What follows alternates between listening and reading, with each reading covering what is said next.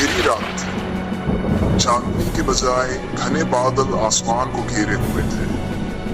हवाओं में ठंडक थी, मानो किसी अनदेखी बुराई की आहट हो। गांव से कुछ दूरी पर एक पुराना खंडहर हो चुका हवेली थी, जिसे लोग अभिशप्त हवेली कहते थे। कोई भी इस हवेली के पास नहीं जाता था, क्योंकि वहां से हमेशा अजीब सी आवाजें आती थी। राघव, एक युवक जो अपने मन के अंधकार से लड़ रहा था, ने सुना कि अगर कोई अपने डर का सामना करना चाहता है तो उसे उस हवेली में एक रात बितानी चाहिए। कहते हैं कि उस हवेली में जो जाता है उसका सामना अपने सबसे बड़े भय से होता है। राघव ने मन में ठान लिया कि वह अपने मन को नियंत्रित करने और अपनी जिंदगी को वापस पटरी पर लाने के लिए इस चुनौती का सामना करेगा। वह रात जब वह हवेली के पास पहुंचा तो हर चीज ठहर सी गई। पेड़ मानो बिना हवा के हिल रहे थे और आसमान पर छाए बादल और गहरे होते जा रहे थे। हवेली के दरवाजे के पास पहुंचते ही उसे एक ठंडी सड़ी गली सी गंध आई। जैसे ही उसने दरवाजा खोला, काठ की चरमराहट ने मानो उसे चेतावनी दी कि अब वापसी का कोई रास्ता नहीं। अंदर घुसते ही उसके चारों ओर अंधकार घिर गया। दीवारों पर छायाएं अजीबोगरीब आकार ले रही थी, मानो वे जीवित हो। हर कदम के साथ राघव का दिल तेजी से धड़कने लगा। तभी उसे एक आवाज सुनाई दी। कौन हो तुम? यहाँ क्यों आए हो? यह आवाज उसकी अपनी लग रही थी, लेकिन एक गहरी भयावहता से भरी हुई थी।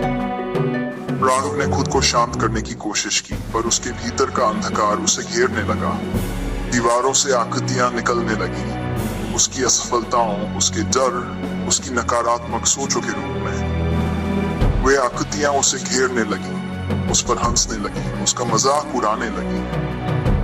राघव ने अपने कान बंद कर लिए, लेकिन वह आवाजें उसकी आत्मा के अंदर तक पहुंच चुकी थी। तुम कुछ नहीं कर सकते, तुम पराजित हो, तुम किसी लायक नहीं हो।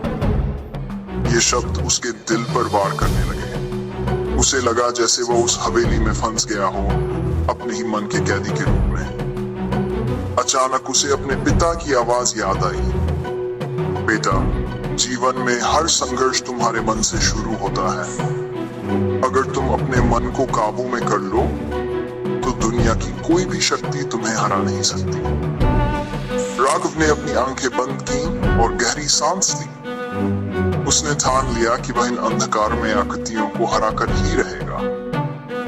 उसने चिल्लाते हुए कहा, तुम मेरे डर हो, मेरी असफलताएं हो, लेकिन मैं तुम्हें अब और अपने ऊपर हावी नहीं होने दूंगा।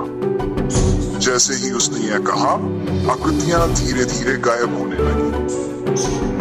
हवेली का अंधकार थोड़ा हल्का हुआ और राघव ने देखा कि वह अकेला था। जब सुबह हुई, राघव हवेली से बाहर आया। उसका चेहरा शांत था और उसकी आंखों में आत्मविश्वास की चमक थी। उसने अपने मन को जीत लिया था।